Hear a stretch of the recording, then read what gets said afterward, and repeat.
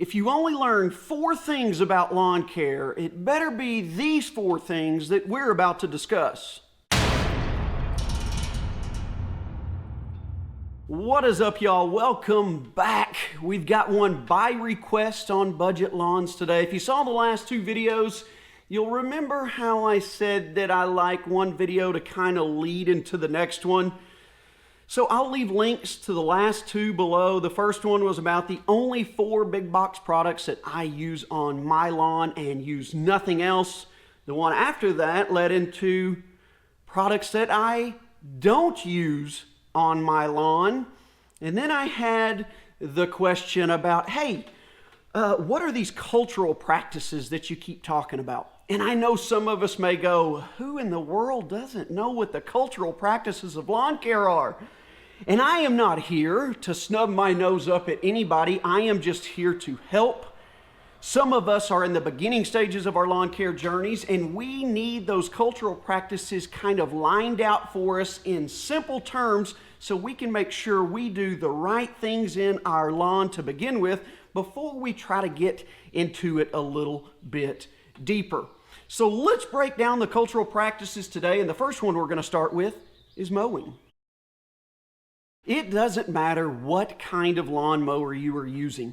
I have used 3 different kinds. I've rotary mowed, I've used a manual reel mower, and I've used a powered reel mower. The rules for mowing your lawn apply to all 3.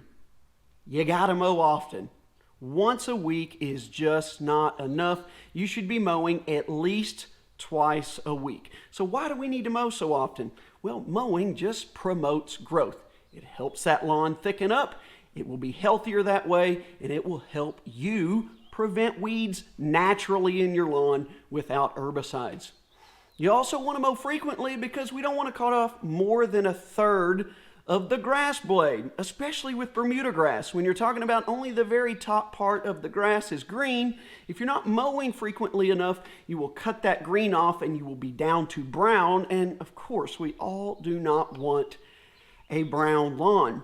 You got to make sure the mower blades are sharp. Why do your mower blades need to be sharp? Because that will give you a nice clean cut instead of tearing the grass. When you tear the grass, it makes it more susceptible to disease and fungus.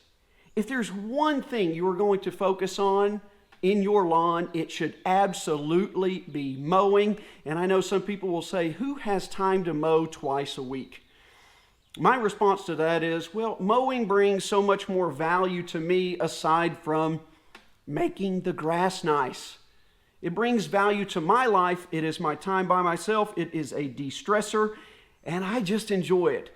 So if it brings that to you, then guess what? You will find time to do it twice a week, and it will benefit you and your lawn. All right, you're going to mow. Next, you got to think about watering. So you've been really diligent about cutting your grass at least twice a week, and it's grown in and it's super nice and thick and lush. Well, guess what that's going to help you do when it comes to watering? It's going to help it retain moisture.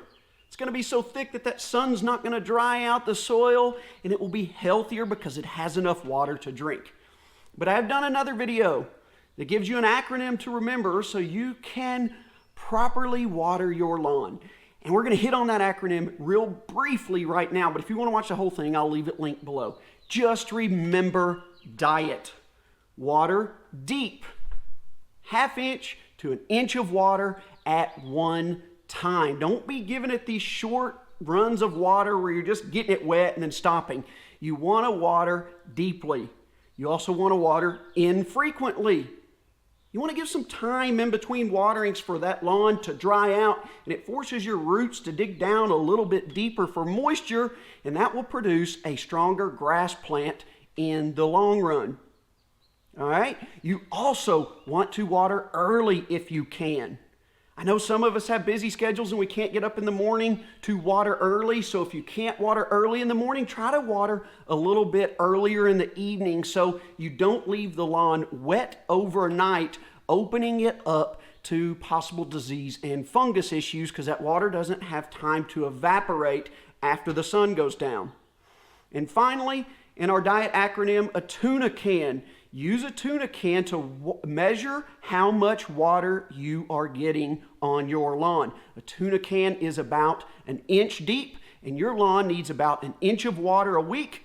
So you can set that around your lawn and measure how much you're getting so you know how long to run your sprinklers, and you will get the appropriate amount of irrigation on a weekly basis. It doesn't matter whether you're using an in-ground irrigation system or manually watering like I do. You got to kind of put in a little bit of the work to find out where your sprinklers are hitting, how much water it's getting over a certain amount of time, so you make sure you don't underwater your lawn or overwater it, because both of those can be detrimental to the grass's health. But if you just remember one thing, remember diet, deep, infrequently, early, and use a tuna can to measure how much you're getting. All right? And then, when you know how to mow and water, you got to know how to feed it. Next, let's go on to fertilizing. When it comes to fertilizing, I'm going to tell you something that not many other people will, and that's because I am not here to try and sell you anything. You only need to feed your lawn twice a year, okay? We get stuck on this idea that it has to be done monthly, but for some of us, the budget and the time just does not allow for that. So as long as you can get down 1 or 2 solid feedings a year of fertilizer, you will be in much better shape than most of those people who do nothing at all. And even better, when you're mowing your lawn, back to cultural practice number 1, mulch those clippings. Don't bag them. Put those clippings back into the lawn. Those will break down, and those will account for an extra round of fertilization for the year. If you're hesitant about what kind of fertilizer to use, you have 2 options: a synthetic, fast release. With those, you got to be a little bit more precise because you can risk burning your lawn with the nitrogen. Or if you just want to make it easy and take a lot of the error out of it, you can use an organic slow release that you can put on your lawn. It doesn't have to be watered in. It's kind of dummy proof. I like to do a combination of both with a 1010 fertilizer and an organic that gives me a little bit of both effects of the products themselves.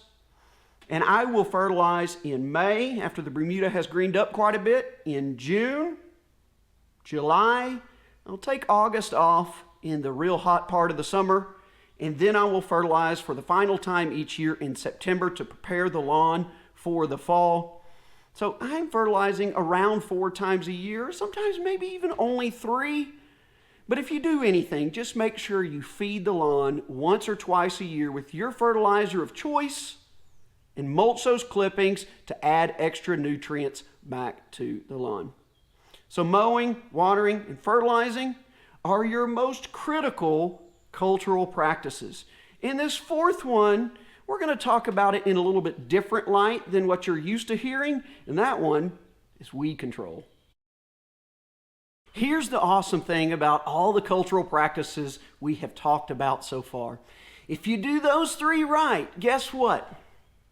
You're going to have a weed-free lawn for the most part anyways, and you will not have to use herbicides, whether it be pre-emergent or post-emergent. Pre-emergent to prevent weeds, and post-emergent to kill them after they already show up. Now, I'm not going to sit here and say pre-emergents aren't extremely useful. They are. Along with a healthy, thick lawn, a pre-emergent will keep you weed-free. It doesn't mean you're not going to have any. You're still going to have some show up. But as opposed to always turning directly for the post-emergent to kill weeds, how can you be more culturally and environmentally responsible in your lawn? Handpick the dang things. I'm telling you, a surefire way to get weeds that are already in your lawn out of it is to go pick them and make sure you get the root up, dispose of them, and you will get rid of those pesky weeds without having to use a product. So do the first 3, mowing, watering, fertilizing correctly. Get a healthy, thick lawn. It will choke out weeds. Perhaps a pre-emergent will help you prevent them. And for those ones that do come up, don't always run straight to the post-emergent herbicides to spray on your lawn. Get out there, use your hands with a bucket, and pick them and they'll be gone in no time. And then you don't have to sit there and worry about how to use a post-emergent herbicide. Is it working? Is it not working? Do I need to do another round? I'm telling you, I have picked more weeds in my life than I have sprayed with an herbicide. And it always, always works. All right, you do those 4 things, my friends. Mow, water, fertilize, and really handpick some weeds, and you will take care of almost anything you can possibly imagine needing to be done in your lawn. Pests, insecticides, you won't need them. Fungus and fungicides, you won't need them. A healthy lawn does all the work for you, and you don't have to go out and shell out a lot of cash on products to fix problems that may come your way. All right, I hope that helps. I know for some of you this is redundant information, but for some of us here on the channel, just getting started, we need to learn these things. We've all been there before, and we should not keep this valuable information from those that are just starting their lawn care journeys. So whether you're new or old to lawn care, I really appreciate you joining me here on the channel. I hope you found this information helpful. If you're new here, I hope you'll come back and join us more often. If you are a regular, I appreciate your support so much, and I hope to see each and every one of you in the next one. Take care.